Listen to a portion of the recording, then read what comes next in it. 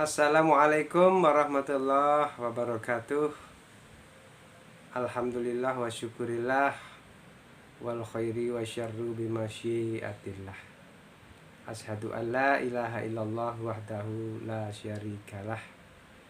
Wa ashadu anna muhammadan abduhu wa rasuluh la nabiyya ba'dah.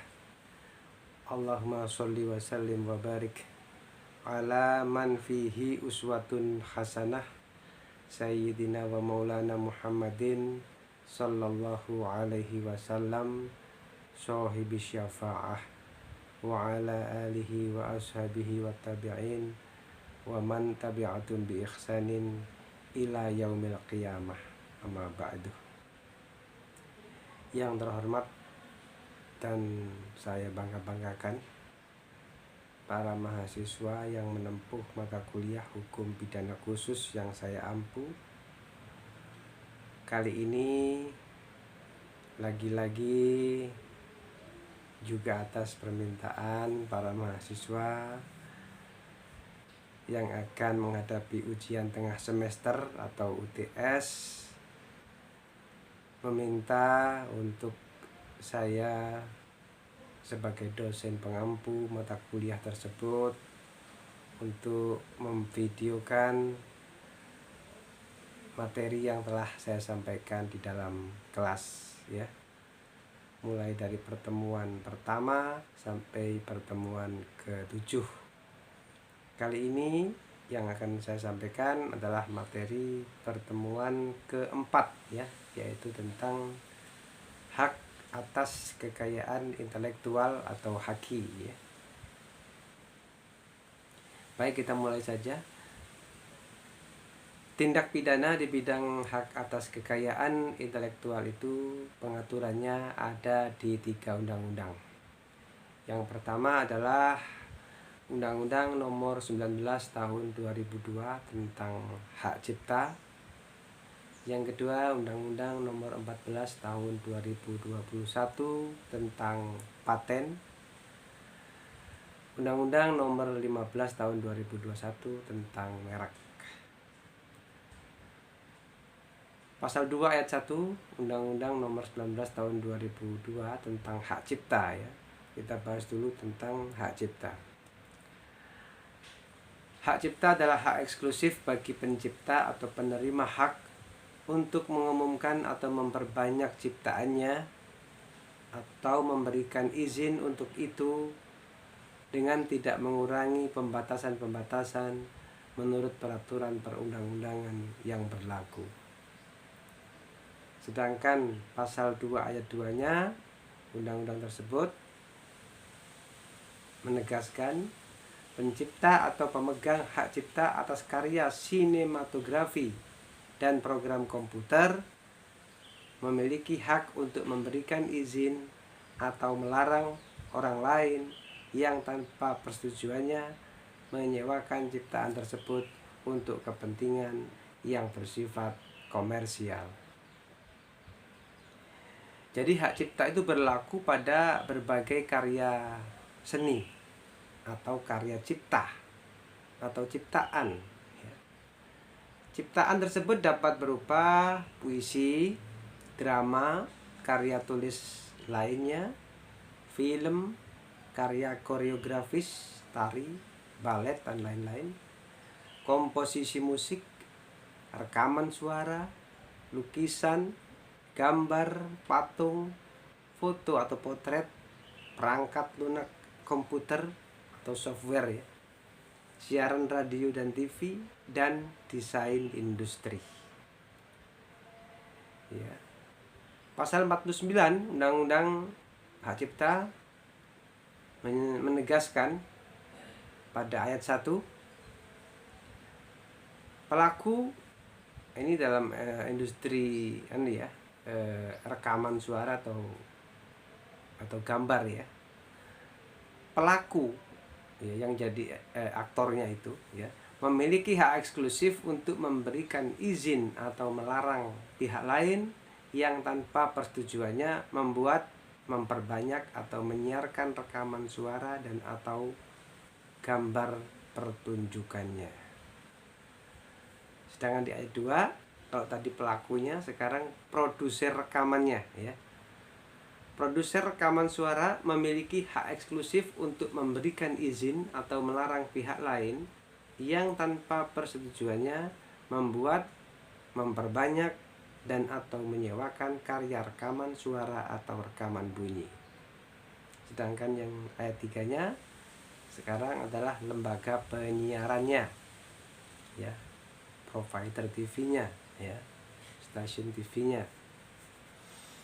Lembaga penyiaran memiliki hak eksklusif untuk memberikan izin atau melarang pihak lain yang tanpa persetujuannya membuat, memperbanyak, dan atau menyiarkan ulang karya siarannya melalui transmisi dengan atau tanpa kabel atau melalui sistem elektromagnetik lainnya. Ini seperti misalnya siaran langsung ya, misalnya siaran langsung dari Mike Tyson, dulu sering ada tinju ya, kelas berat yang disiarkan oleh salah satu stasiun TV secara langsung. Nah, itu merupakan hak eksklusif dari stasiun televisi tersebut yang tidak dimiliki oleh stasiun televisi lainnya. Begitu pula ada tempo hari itu kita lihat ada MotoGP ya, disiarkan di stasiun televisi tertentu yang tidak disiarkan di televisi lainnya. Atau malahan sebelumnya ada waktu itu serial Mahabharata ya, yang disiarkan melalui siaran televisi tertentu yang tidak ditayangkan oleh televisi lainnya. Jadi itu merupakan hak eksklusif. Masih di Undang-Undang Hak Cipta ya, pasal 55 menegaskan penyerahan hak cipta atas seluruh ciptaan kepada pihak lain tidak mengurangi hak pencipta atau ahli warisnya untuk menggugat yang tanpa persetujuannya meniadakan nama pencipta yang tercantum pada ciptaan itu, mencantumkan nama pencipta pada ciptaannya, mengganti atau mengubah judul ciptaan, atau mengubah isi ciptaan. Jadi merupakan hak sepenuhnya daripada pemegang hak cipta ya, ataupun ahli warisnya. Misalnya sebuah lagu karangan X ya, judulnya dirubah atau isinya dirubah tanpa seizin pemegang hak ciptanya atau ahli warisnya, itu tidak boleh ya. Kalau masih hidup ya sang pemegang hak cipta atau pencipta. Tapi kalau sudah meninggal ya ahli warisnya harusnya dihubungi untuk minta izin ya. Pasal 73 Undang-Undang Hak Cipta mengatur bahwa ada 2 ayat. Yang pertama, ciptaan atau barang yang merupakan hasil tindak pidana, hak cipta atau hak terkait, serta alat-alat yang digunakan untuk melakukan tindak pidana tersebut dirampas oleh negara untuk dimusnahkan. Ya. Kalau dulu kita lihat ada masih zamannya kepingan-kepingan VCD dulu banyak ya, disita ya, dirampas, kemudian dimusnahkan ya. Setelah mempunyai kekuatan hukum tetap oleh pengadilan, maka dieksekusi. Salah satu eksekusi adalah dirampas untuk dimusnahkan. Nah, caranya biasanya dulu di bulldozer ya, tumpukan VCD yang seperti gunung banyaknya ya, kemudian di bulldozer gitu, dihancurkan supaya tidak dapat digunakan lagi. Ciptaan sebagaimana, ini ayat 2-nya. Ciptaan sebagaimana dimaksud pada ayat 1 tadi di bidang seni dan bersifat unik dapat dipertimbangkan untuk tidak dimusnahkan. Nah, ini kecuali kalau ada ciptaan yang unik ya, yang mempunyai nilai seni dan keunikan yang tinggi, itu dapat dipertimbangkan untuk tidak dimusnahkan ya. Tapi pada dasarnya adalah suatu ciptaan atau barang yang merupakan hasil tindak pidana hak cipta, ya, itu pada dasarnya dimusnahkan, ya, termasuk alat-alatnya, ya. Contoh pelanggaran hak cipta bisa kita lihat, yang pertama penjiplakan karya tulis, ya. Kedua, penjiplakan konten di internet.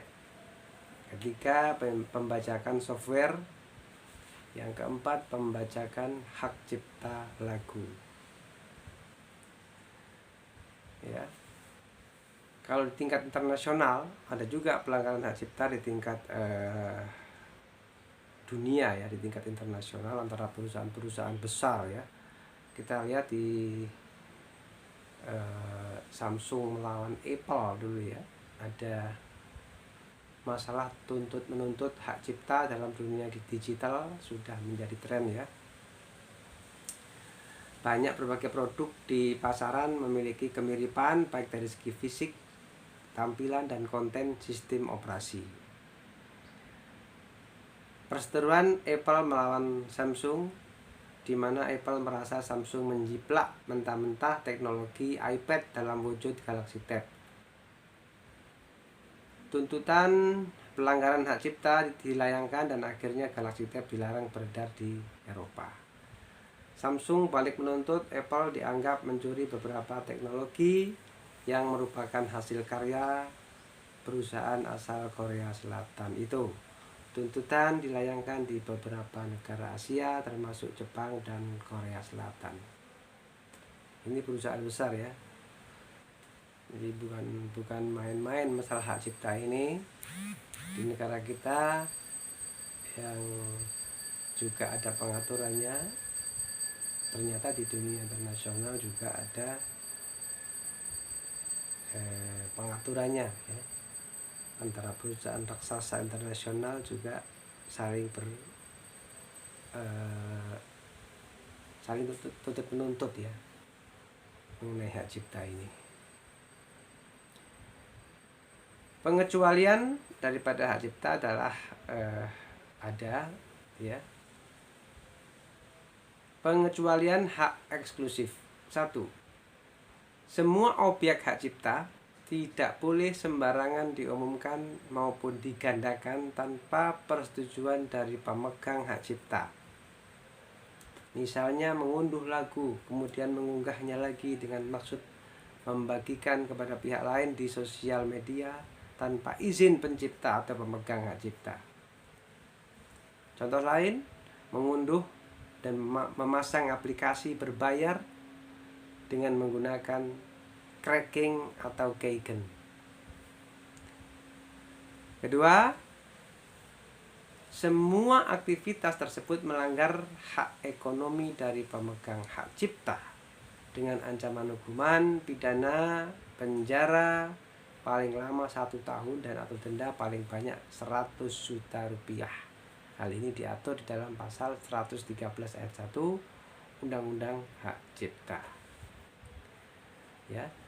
Yang ketiga, pengecualian terhadap izin untuk mengumumkan maupun menggandakan sebuah karya cipta diatur dalam pasal 44 Undang-Undang Hak Cipta. Yang keempat, penggunaan, pengambilan, penggandaan, dan atau pengubahan suatu ciptaan dan atau produk hak terkait secara seluruh atau sebagian yang substansial tidak dianggap sebagai pelanggaran hak cipta jika sumbernya disebutkan atau dicantumkan secara lengkap untuk keperluan A. Pendidikan, penelitian, penulisan karya ilmiah, penyusunan laporan, penulisan kritik, atau tinjauan suatu masalah dengan tidak merugikan kepentingan yang wajar dari pencipta atau pemegang hak cipta. B. Keamanan serta penyelenggaraan pemerintahan, legislatif, dan peradilan. C. Ceramah yang hanya untuk tujuan pendidikan dan ilmu pengetahuan. D. pertunjukan atau pementasan yang tidak dipungut bayaran dengan ketentuan tidak merugikan kepentingan yang wajar dari pencipta. Jadi silahkan ya, jika mau menggandakan sebuah buku untuk bahan belajar tanpa perlu meminta izin kepada pemegang hak cipta. Tapi jangan sekali-sekali menggandakan ya dengan tujuan untuk komersial ya, misalnya di tempat fotokopi ya, buku aslinya dilepas-lepas, kemudian dikopi, kemudian dijilid kembali persis seperti aslinya. Nah itu kemudian sudah jadi buku yang sama persis seperti aslinya, kemudian dijual ya, dijual secara dengan tentunya dengan bisnis ya, untuk mencari keuntungan atau sifatnya komersil. Itu penggandaan tadi mesin fotokopinya, tukang fotokopinya itu juga bisa digugat ya, tuntut oleh pemegang hak cipta ya. Sekarang kita bicara mengenai paten ya.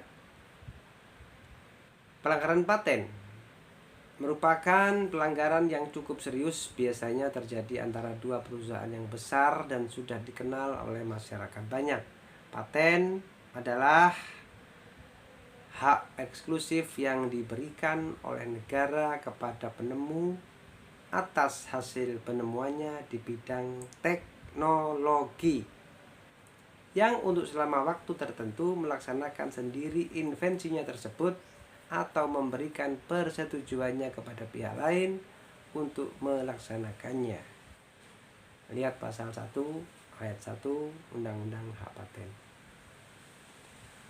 Undang-Undang Hak Paten yaitu Undang-Undang Nomor 14 Tahun 2001 ya, mengatur bahwa paten adalah hak eksklusif yang diberikan oleh negara kepada inventor atas hasil invensinya di bidang teknologi yang untuk selama waktu tertentu melaksanakan sendiri invensinya tersebut atau memberikan persetujuannya kepada pihak lain untuk melaksanakannya.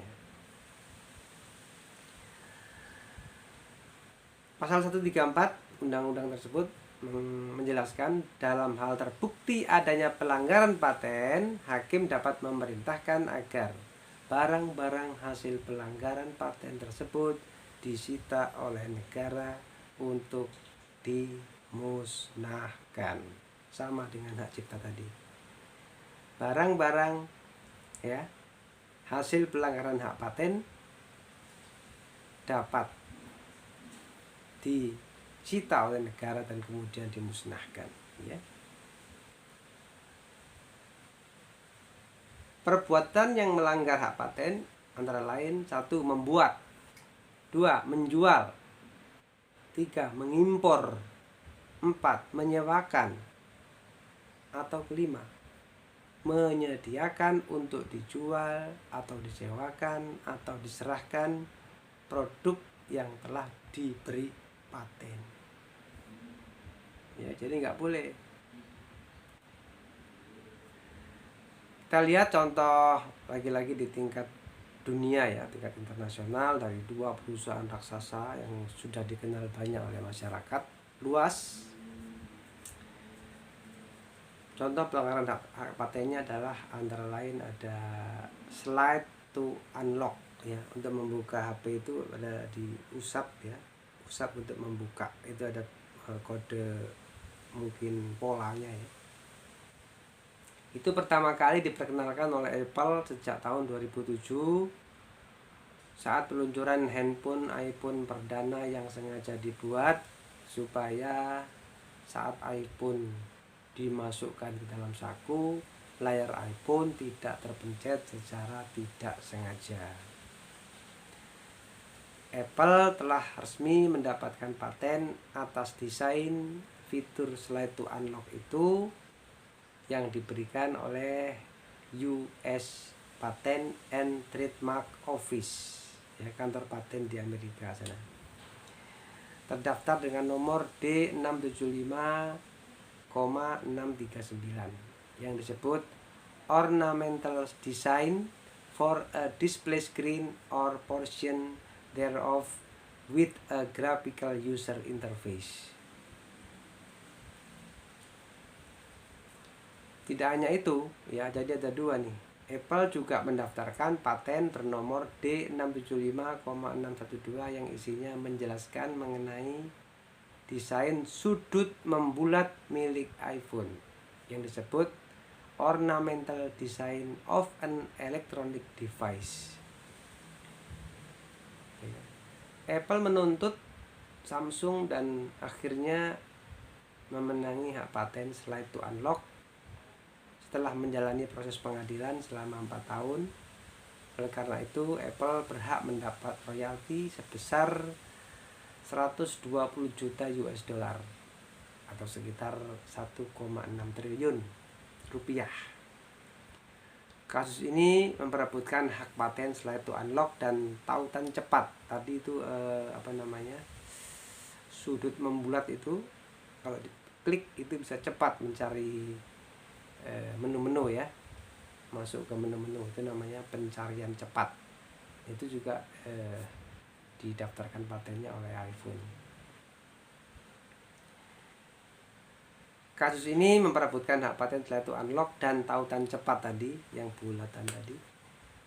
Samsung dinyatakan telah melanggar kedua hak paten tersebut. Jadi paten itu teknologinya, ya, bukan modelnya. Kalau modelnya itu hak cipta.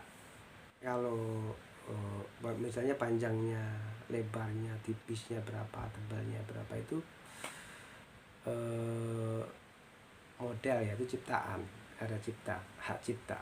Ini kalau teknologinya itu baru patennya, ya, itu bedanya. Mari kita lanjutkan.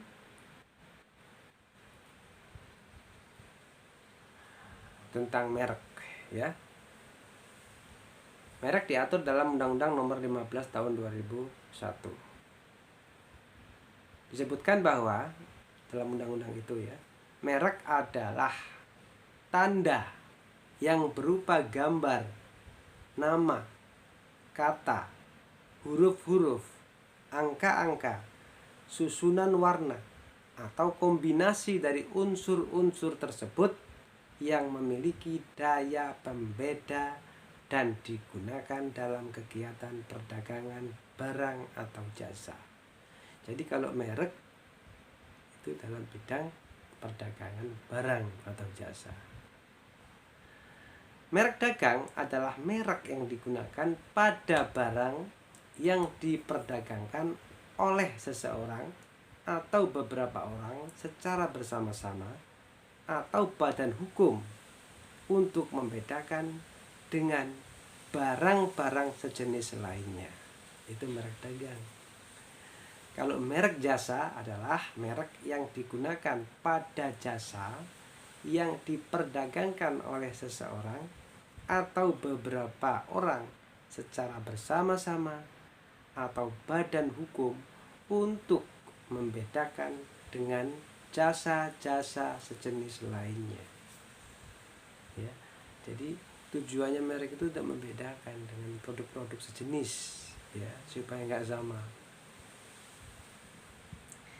Tindak pidana merek, ya, yang dilarang dalam undang-undang hak merek, ya, yang bisa dikenai pidana adalah antara lain pasal 90 undang-undang hak merek. Barang siapa dengan sengaja dan tanpa hak menggunakan merek yang sama pada keseluruhannya dengan merek terdaftar milik pihak lain untuk barang dan atau jasa sejenis yang diproduksi dan atau diperdagangkan, dipidana dengan pidana penjara paling lama 5 tahun dan atau denda paling banyak 1 miliar rupiah.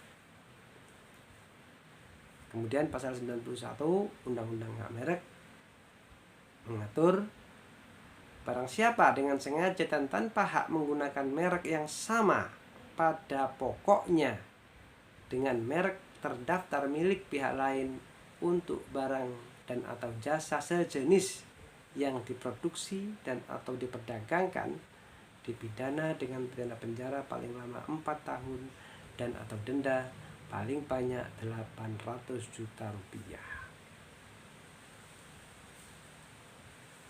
Kemudian pasal 92 Undang-Undang Hak Merek mengatur barang siapa dengan sengaja dan tanpa hak menggunakan tanda yang sama pada keseluruhan dengan desain grafis milik pihak lain untuk barang yang sama atau sejenis dengan barang yang terdaftar dipidana dengan pidana penjara paling lama 5 tahun dan atau denda paling banyak 1 miliar rupiah.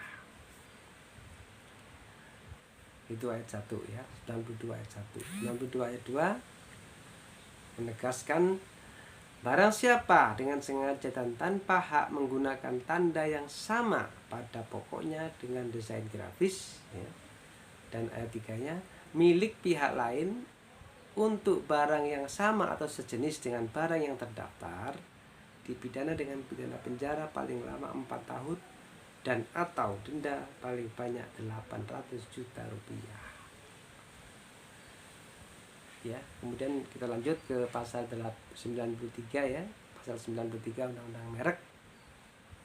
Barang siapa dengan sengaja dan tanpa hak menggunakan tanda yang dilindungi berdasarkan indikasi asal pada barang atau jasa sehingga dapat memperdaya atau menyesatkan masyarakat mengenai asal barang atau asal jasa tersebut dipidana dengan pidana penjara paling lama 4 tahun dan atau denda paling banyak 800 juta rupiah.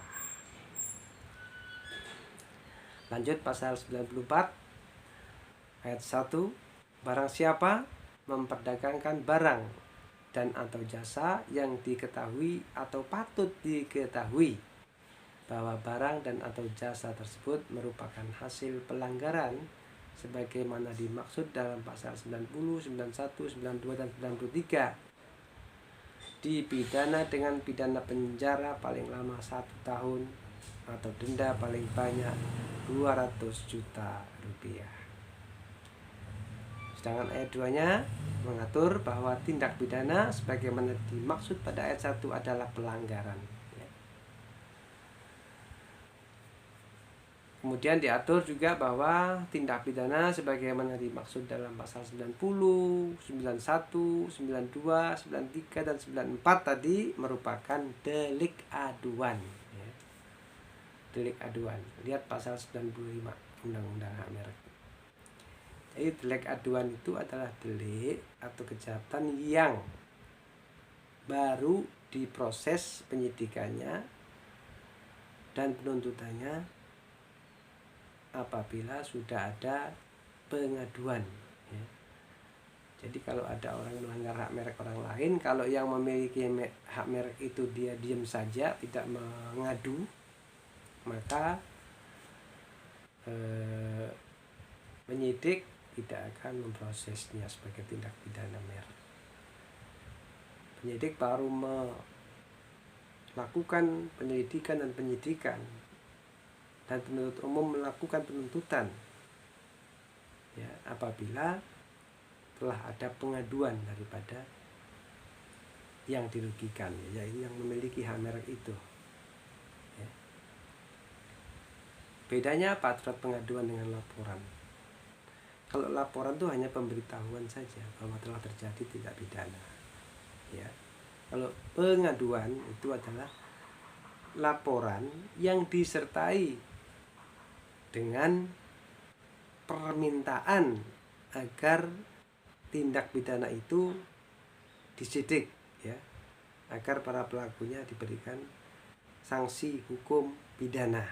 Itu namanya pengaduan. Jadi dalam delik-delik itu, tindak pidana itu tidak semuanya langsung otomatis disidik oleh penyidik. Ada sifat-sifat tindak pidana yang memerlukan pengaduan terlebih dahulu, kemudian baru disidik oleh penyidik. Itu namanya delik aduan. Nah ini Undang-Undang Hak Merek ini Bagaimana disebutkan dalam pasal 95 tadi, ya, bahwa pasal 90, 91, 92, 93 dan 94 itu adalah delik-delik aduan. Tuh. Kiranya jelas ya. Mari kita tengok beberapa contoh kasus merek ya. Antara lain ada 5 ya. Yang pertama kasus Pierre Cardin, kedua kasus Lexus, yang ketiga kasus Monster Energy Company, yang keempat kasus Bioneuron, yang kelima kasus IKEA. Ya. Kita tengok sedikit kasus Pierre Cardin ya. Pierre Cardin, perancang busana terkenal dari Prancis, melakukan gugatan merek melawan Alexander Satrio Wibowo, pengusaha lokal Indonesia. MA memutuskan dalam putusan nomor 557/K/PDT.sus /HKI/2015 bahwa Alexander sebagai pemilik merek Pierre Cardin lokal memiliki pembeda dalam produknya. Termohon memiliki pembeda dengan selalu mencantumkan kata-kata produk by PT Gudang Rejeki sebagai pembeda, di samping keterangannya sebagai produk Indonesia. Aja ada tulisannya Made in Indonesia, sehingga menguatkan dasar pemikiran bahwa merek tersebut tidak mendompleng keterkenalan merek lain, ya, tidak mendompleng, makanya dimenangkan. Yang kedua kasus Lexus. Merek Lexus dari Toyota Motor Corporation, perusahaan yang sudah berdiri sejak 28 Agustus 1937, menggugat ke Pengadilan Niaga pada Pengadilan Negeri Jakarta Pusat melawan Pro Lexus yang merupakan perusahaan milik lokal. Jadi Lexus melawan Pro Lexus, ya. Yang Pro Lexus ini perusahaan dari lokal Indonesia, ya. Lexus sebagai penggugat meminta agar pendaftaran merek Pro Lexus dapat dibatalkan karena dianggap telah melakukan itikat tidak baik, yakni menggunakan nama Pro Lexus untuk membonceng nama yang sudah dikenal oleh masyarakat. Selain itu, Lexus mengatakan dalam gugatannya bahwa hal itu dapat menimbulkan kerancuan yang nantinya menyebabkan masyarakat berpendapat kalau antara Lexus dan Pro Lexus memiliki keterkaitan di bidang usaha. Majelis hakim memenangkan pihak Pro Lexus yang lokal Indonesia karena gugatan telah daluarsa. Karena gugatan dari pemegang merek Lexus sebagai merek mobil baru diajukan pada tanggal 3 Desember 2013, sedangkan merek Pro Lexus sebagai merek sepatu atau sandal sudah didaftarkan sejak tanggal 29 September tahun 2000. Jadi sudah duluan Pro Lexus didaftarkan sebagai merek sandal atau sepatu, ya, bukan merek mobil, ya. Oke, lanjut, tinggal sedikit lagi. Yang ketiga kasus Monster Energy Company. Monster Energy Company atau dulu bernama Hansen Beverage Company merupakan perusahaan minuman asal California, Amerika Serikat, melayangkan gugatannya melawan Adria Tamron, pemilik merek lokal yang juga bernama Monster, ke Pengadilan Niaga pada Pengadilan Negeri Jakarta Pusat dengan alasan merek Monster lokal memiliki persamaan pada pokoknya dengan merek Monster Energy yang berasal dari Amerika Serikat tersebut, ya. Keempat adalah kasus Bioneuron. Ini obat ini. Berawal pada Januari 2015, Merck itu nama perusahaan obat, ya, yang merupakan perusahaan farmasi multinasional dari Jerman, melayangkan gugatan di Pengadilan Niaga pada Pengadilan Negeri Jakarta Pusat melawan PT Papros yang merupakan perusahaan lokal dari Semarang karena telah menggunakan merek Bioneuron tanpa sepengetahuannya yang memiliki kesamaan bentuk, ucapan, dan bunyi. Ya, tulisannya sama Bioneuron, ucapannya sama, bunyinya pun sama, digugat ya. Hal tersebut dianggap dapat membuat konsumen keliru dalam membedakan perusahaan pemilik merek tersebut. Akhirnya merek yang dari Jerman tadi ya dimenangkan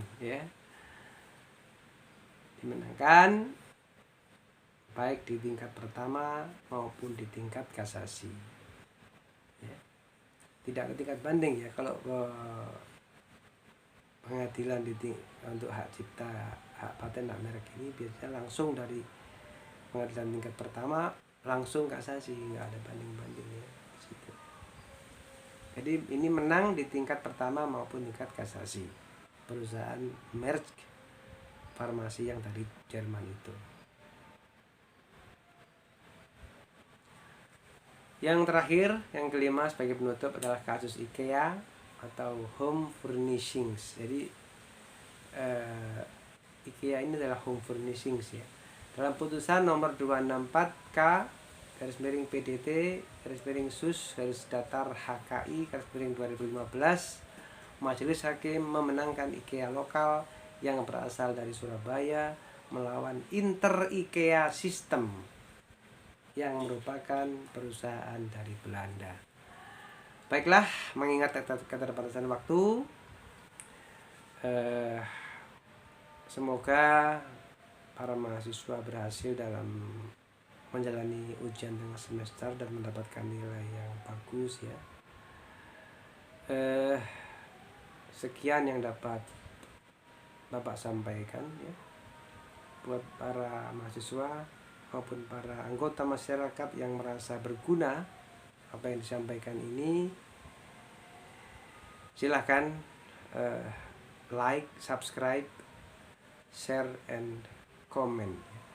Dan juga jika ada pertanyaan silahkan dituliskan di kolom komentar. Mudah-mudahan saya bisa merespon dan menjawabnya ya. Lebih kurangnya mohon maaf. Wabillahi taufiq wal hidayah. Wassalamualaikum warahmatullahi wabarakatuh.